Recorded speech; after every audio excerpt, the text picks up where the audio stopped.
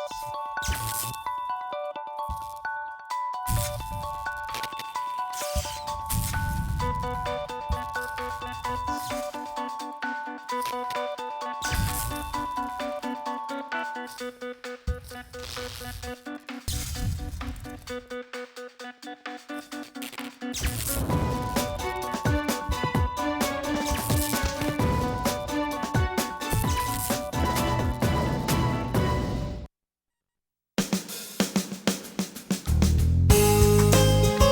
morning and welcome to Radio Friends on this Tuesday, April the 23rd. Our one topic today is the Peace Corps, specifically the MU Peace Corps. And we have the MU Peace Corps recruiter with us, Claire Lee. Welcome to Radio Friends. Hi. Good to have you back once Thank again. you. We were talking before we came on, the Peace Corps came into existence back in 1961. Yes. Right? Let's talk a little bit about the history. It was started by President Kennedy, and he had three goals in mind. He wanted to send trained volunteers, men and women from the United States, to other countries that were asking for volunteers to provide some skills that they needed.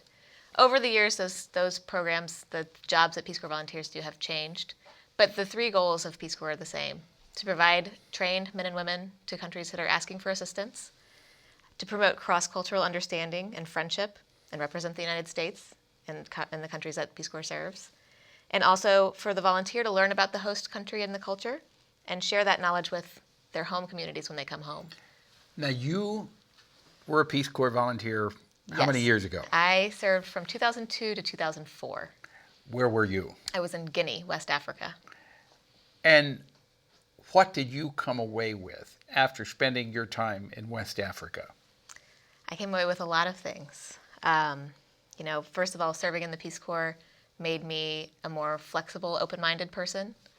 I learned so much about Guinea as a country and the people in Guinea. Did you learn more about yourself and about our country? Yes, being in the Peace Corps or living abroad anywhere for a significant amount of time really causes you to reflect on home. Right, who you are. Yes. And what you have at home. Yes. And what you don't have at that particular time. Correct. Some of the things that I didn't get access to are simple things like food, or, I didn't have electricity and I didn't have running water. You didn't have electricity or running water? I lived in a one-room hut with a thatched roof. And surprisingly, that situation, the living situation like that, was easier to get used to than speaking French all the time. It was easier to live in a one-room hut with no electricity and no running water than it was to getting used to people speaking French all the time. Yes, and human beings are very adaptable.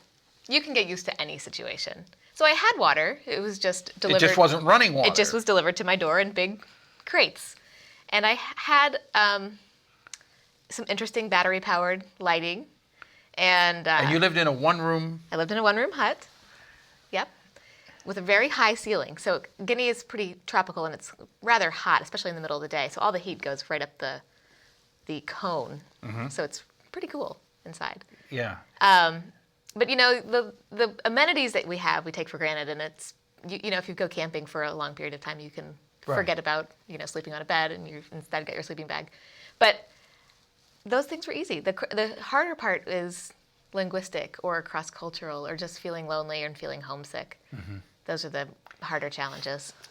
What do you say to somebody listening today who may be thinking about joining the Peace Corps? Now, the deadline to sign up to be a candidate for the Peace Corps is what, May the... Well, we have a soft deadline. We're always accepting applications. If you apply by May the 30th, we like to say that you could probably be departing for a country of service in the beginning months of 2014. If you apply by May 30th? Yes. So what do you say to somebody who may be thinking about applying to the Peace Corps? Do you say, don't jump into this, give it some serious thought, or do you say, go for it? I say give it some serious thought and go for it. the returned Missouri, the Central Missouri Returned Peace Corps Volunteers has a really good network of people who've come back to mid-Missouri after having served in the Peace Corps. I think there's over 200 of us here in the Columbia area. We have social events. We have an adopt a spot that we clean up. Coming up, we're having a barbecue for people who are somewhere in the application process for Peace Corps. And if that means bringing their family members along to talk to other people who've been in the Peace Corps to kind of get a realistic picture of what it entails, that's a good idea. That's on May 4th. And Where's that going to be? it's going to be at somebody's home. And if you are applying for Peace Corps right now and you'd like to come, you can look at morpcv.org, and that stands for Missouri Returned Peace Corps Volunteer. Or is there a phone number people can call? You can call 884-2003. 884-2003. Yes. And that will give you information on this barbecue and the Peace Corps. Yes, absolutely. It's a great leadership opportunity. You're representing the United States. You are representing a mission that is to promote global understanding. Do you feel that what you did, your part of the world, that you did promote global understanding and that you left people there with a positive attitude of what our country is about? I do. And sometimes that's harder than it seems. Oh, I can understand. But, there's a lot of misconceptions about the United States that you battle on a daily basis as a Peace Corps volunteer, especially regarding wealth and resources. Mm-hmm. So when you're a Peace Corps volunteer, you're paid at the local level. So I was a middle school teacher. I taught middle school math. So how much did you make? At the time, it was about $130 a month. $130 a month. Uh-huh. You had to live on $130 a month. It was easy. Because there wasn't much to buy and things were pretty affordable. Mm-hmm. And my co-teachers, I taught math, so there was the biology teacher and there was the French teacher and all the other teachers at my school. They also made that same amount, but they had families to support. Now, what happens if you join the Peace Corps? You're halfway through. What is it? A 2-year? Mm-hmm. You're halfway through, and have you ever had this? Has anybody had this happen? You say, I just can't take it anymore. Are you allowed to leave, or do you signed up for 2 years? You stay for 2 years. You're allowed to leave.